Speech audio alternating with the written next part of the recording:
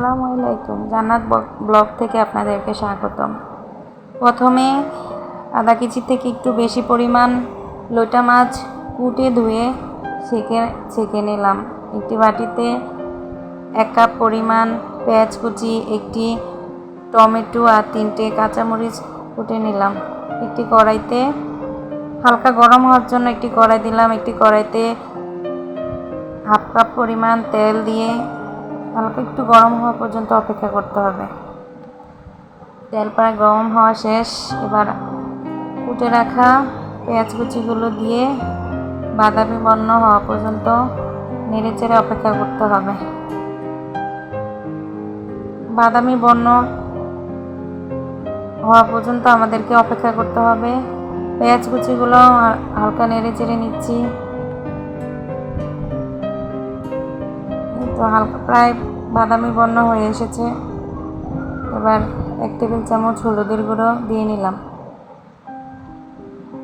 দিয়ে নেড়ে চেড়ে নিচ্ছি। হলুদের গুঁড়োটা প্রথমে দিলে হয় কি তরকারির কালারটা সুন্দর আসে।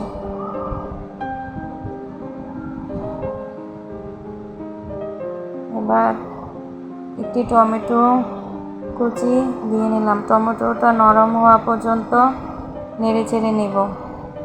এবার 3 চামচ পরিমাণ রসুন বাটা দিয়ে কষিয়ে নেব। তরকারিটা ভালোভাবে কষাতে পারলে রান্নাটা খুব ভালো হয়। তরকারি কষানোর সময় একটু সময় নিয়ে হালকা আঁচে কষাতে হবে। 1 টেবিল চামচ লবণ দিয়ে নিলাম। সবগুলো উপকরণ দেওয়ার পর হালকা নেড়ে চেড়ে নিলে ভালোভাবে তেলের সাথে মিশবে। এবার 1 টেবিল চামচ মরিচের গুঁড়ো দিলাম। আগে থেকে কুটে রাখা 3টে কাঁচামরিচ দিয়ে নিলাম। যত ভালোভাবে মশলাটা কষানো যায় রান্নাটা তত মজার হয়। এবার ধুয়ে রাখা লইটা মাছ দিয়ে হালকা আলতোভাবে নেড়ে চেড়ে নেব, কারণ মাছটা তো হালকা নরম থাকে। নাড়ার সময় একটু সাবধানে নাড়তে হবে যেন ভেঙে না যায়। খুব আলতোভাবে ভালোভাবে মশলার সাথে মিশিয়ে নিতে হবে।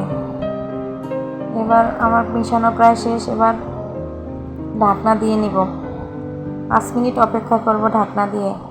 তো বন্ধুরা, ভিডিওটি না টেনে শেষ পর্যন্ত দেখার অনুরোধ করো। 5 মিনিট পর হালকা পানি আসছে।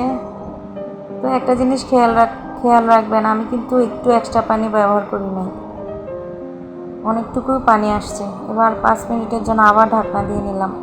5 মিনিট পর প্রায় হয়ে আসছে।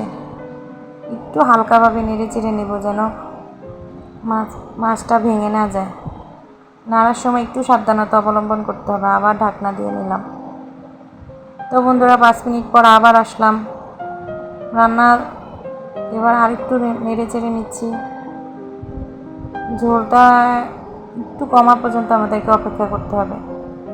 ঢাকনা আর দিব না, একটু হাই হিটে একটু রান্না করে নেব। তো বন্ধুরা, আমার ভিডিওটি শেষ পর্যন্ত দেখে আমার পাশে থাকলে আমি খুব খুশি হব। আমার চ্যানেলটি সাবস্ক্রাইব করবেন। দেখেন খুবই সুন্দর কালার।